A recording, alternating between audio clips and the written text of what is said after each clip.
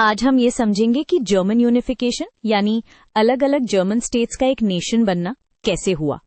Focus ये रहेगा कि प्रोसेस को शॉर्ट और क्लियर सीक्वेंस में ट्रेस करें।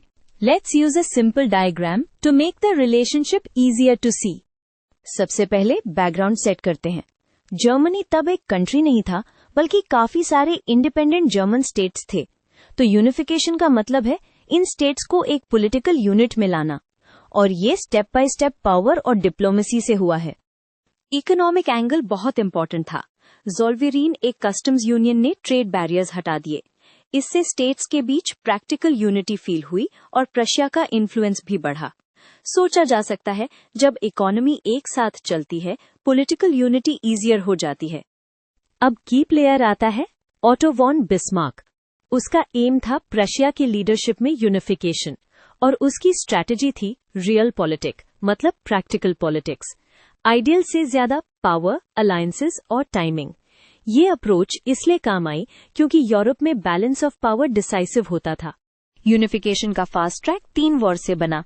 आइडिया ये था कि कॉमन एनिमी या कॉन्फ्लिक्ट से जर्मन नेशनलिज्म स्ट्रांग होता है और ऑपोजिशन स्टेट्स को भी अलाइन करना इजियर होता है। हर वॉर ने नेक्स्ट स्टेप अनलॉक किया। पहला, डेनमार्क के अगेंस्ट वॉर, जिसमें श्लेज़विग और होल्स्टाइन का इशू था। इसे प्रशिया और ऑस्ट्रिया इनिशियली साथ आए, बट टेंशन भी बिल्ड हुई। दूसरा, ऑस्ट्रिया प्रशिया वॉर। यहीं प्रशिया ने ऑस्ट्रिया को जर्मन अफेयर्स से लार्जली साइडलाइन कर दिया और नॉर्थ जर्मन कन्फेडरेशन का बेस बना। तीसरा, Franco Prussian war.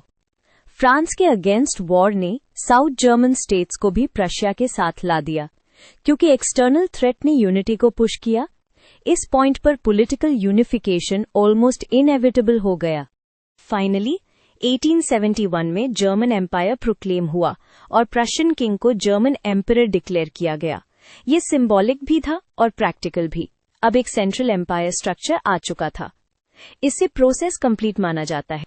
Brief trace का क्लीन टेक अवे ये है कि पहले इकोनॉमिक इंटीग्रेशन, फिर प्रशिया की लीडरशिप, फिर वॉर्स के थ्रू राइवल्स को आइसोलेट करके स्टेट्स को मर्ज करना, और एंड में एम्पायर का फॉर्मेशन।